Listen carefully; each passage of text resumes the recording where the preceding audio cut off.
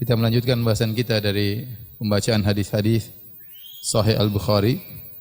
Kita masuk pada bab yang ke-9, masih dalam Kitabul Wudu, bab ma yaqulu indal khala.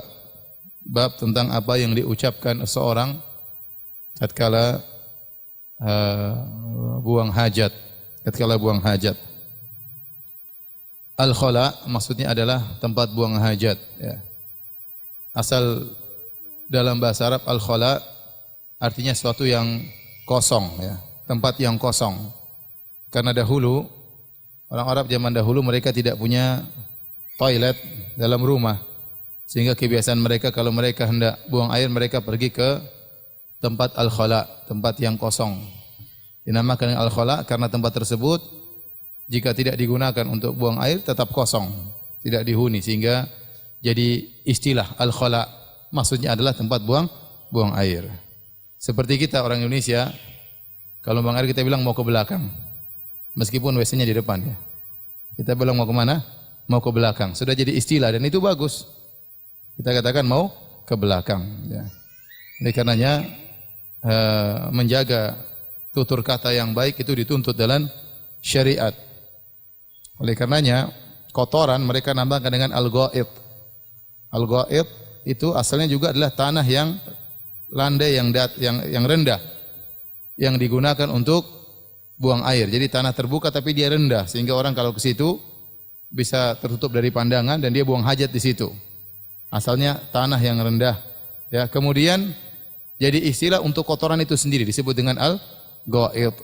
Jadi ini untuk memperhalus bahasa dalam tutur kata. Taib al-Imam Al-Bukhari rahimahullahu taala mengatakan qala haddatsana Adam qala haddatsana Syu'bah an Abdul Aziz bin Suhaib qala sami'tu Anasan yaqul. Dari Abdul Aziz bin Suhaib beliau berkata, aku mendengar Anas bin Malik radhiyallahu anhu berkata, kana an-nabiy sallallahu alaihi wasallam idza dakhala al-khala'a qala Allahumma inni a'udzu bika minal khubuthi wal khaba'ith. Adalah Nabi SAW kalau masuk untuk buang hajat, al-khala, tempat buang hajat, maka dia berdoa, Allahumma inni, ya Allah sungguhnya aku berlindung kepada Engkau minal khubuthi wal khaba'ith, dari jin-jin laki-laki dan dari jin-jin wanita. Taba'ahu Ibnu Ar'arah an Syu'bah wa qala Gundarun an Syu'bah idza atal khala. Dalam riwayat yang lain dari Gundar dari Syu'bah, ya. Kalau riwayat yang dibawakan oleh Imam Al-Bukhari dari Adam dari Syu'bah. Dalam jalur yang lain, ya. Jadi ada beberapa jalur dari Urwah dari Syu'bah, dari Gundar dari Syu'bah. Adapun hadis yang kita bacakan di awal dari Adam dari Syu'bah. Dalam riwayat Gundar dari Syu'bah dengan lafal idza atal khala. Kata Anas, sungguhnya Nabi jika mendatangi al-khala. Wa qala Musa an Hammad idza dakhala. Dalam riwayat yang lain jika masuk. Wa qala Sa'id bin Zaid haddatsana Abdul Aziz idza arada an yadkhul. Abdul Aziz meriwayatkan dari jalan Sa'id bin Zaid, yaitu saudaranya Hammad bin Zaid, dari Abdul Aziz dari Anas dengan riwayat idza arada an yadkhul. Jika Nabi hendak masuk ke dalam khala, yaitu dalam tempat untuk buang hajat.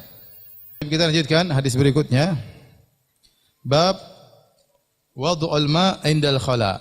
Meletakkan air di sisi tempat buang hajat. Meletakkan air di sisi tempat buang hajat.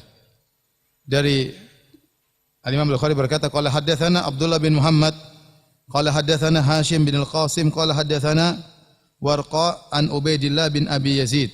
An Ibni Abbasin anna Nabi sallallahu alaihi wasallam dakhala al-khala. Bahwasanya Nabi sallallahu alaihi wasallam masuk ke dalam tempat buang hajat. Fa wada'tu lahu wudu'an. Maka kata Anas, aku meletakkan di sisinya untuk dia wudu'an. Wudu'an itu artinya air. Wudu, air untuk bersuci. Karena al-wudu dalam bahasa Arab artinya tohara, bersuci. Ya, tapi kalau dalam istilah dalam secara bahasa al-wudu air artinya bersuci. Al-wudu dengan fathah artinya air yang digunakan untuk bersuci. Kalau wudu perbuatannya pakai dhamma wudu, Kalau wadu itu air, artinya airnya. Itulah artinya airnya ya. Aku meletakkan air buat Nabi sallallahu alaihi wasallam. Faqala man wada'a hadza? Maka Nabi bertanya, siapa yang kasih air buat saya? Ya. Fa ukhbira, maka dikatakan yang meletakkannya adalah Ibnu Abbas radhiyallahu ta'ala anhuma. Maka Nabi mendoakannya, Allahumma faqihu fid din. Ya Allah, jadikanlah Ibnu Abbas orang yang faqih dalam agama. Dan luar biasa dan benar Ibnu Abbas adalah seorang yang sangat faqih. Ahli tafsirnya para sahabat. Sampai-sampai kalau kita baca buku-buku tafsir, hampir seluruh ayat ada perkataan Ibnu Abbas. Kalau bukan perkataan Ibnu Abbas, perkataan murid-muridnya. Ya. Perkataan murid-muridnya tentang tafsir ayat tersebut. Ya, Mujahid atau Ikrimah. Ya. Tapi rata-rata setiap ayat pasti ada tafsiran Ibnu Abbas.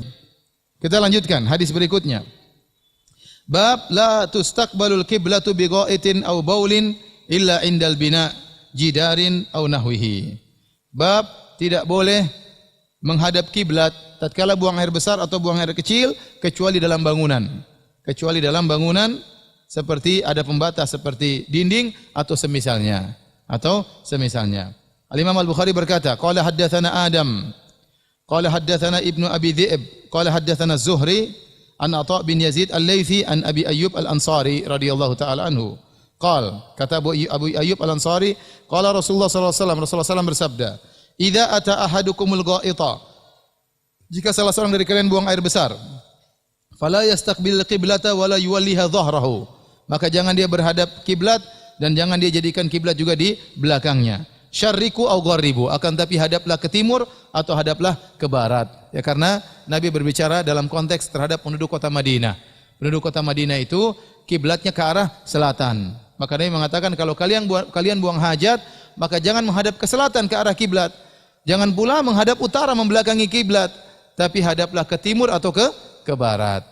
Adapun kita di tanah air kiblat di arah barat, kiblat di arah barat. Jadi kata Nabi, syarriku au gharribu, hadap timur atau hadap barat agar tidak menghadap kiblat atau membelakangi kiblat. Kita lanjutkan karena ini berkaitan hadis berikutnya. Hadis bab ke-12, bab man tabarraza ala labinatain. Bab tentang orang yang buang hajat, buang air besar di atas dua batu, Qala haddatsana Abdullah bin Yusuf, kata Imam Al-Bukhari telah menyampaikan kepada kami Abdullah bin Yusuf qala akhbarana Malik dari Imam Malik an Yahya bin Sa'id an Muhammad bin Yahya bin Habban an ammihi Wasi' bin Habban an Abdullah bin Umar annahu kana yaqul, dari Ibnu Umar radhiyallahu ta'ala anhuma dia berkata, inna nasan yaqulun idza qa'atta ala hajatika fala tastaqbil qiblata wala baital maqdis.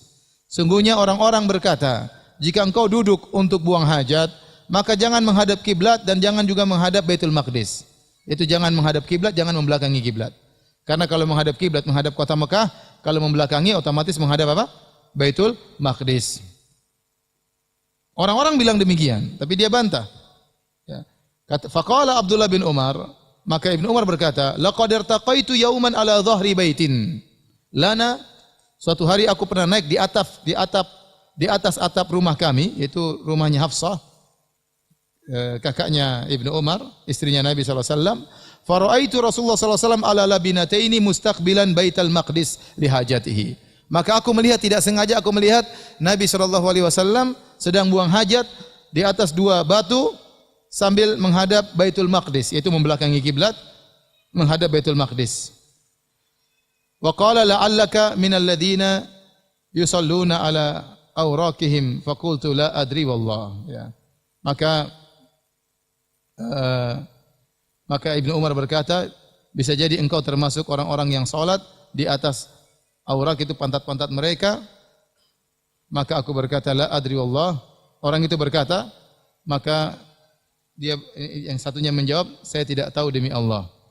Kata Malik menjelaskan, yaitu orang-orang alladzi yusalli wa la yartafi 'anil ardi yasjudu wa huwa lasiqun bil ardi. Itu orang yang salat kemudian dia tidak mengangkat tubuhnya dari bumi. Kalau dia duduk maka pantatnya sampai ke bumi, kalau dia sujud maka dia lengketkan dadanya ke bumi. Harusnya orang salat diangkat.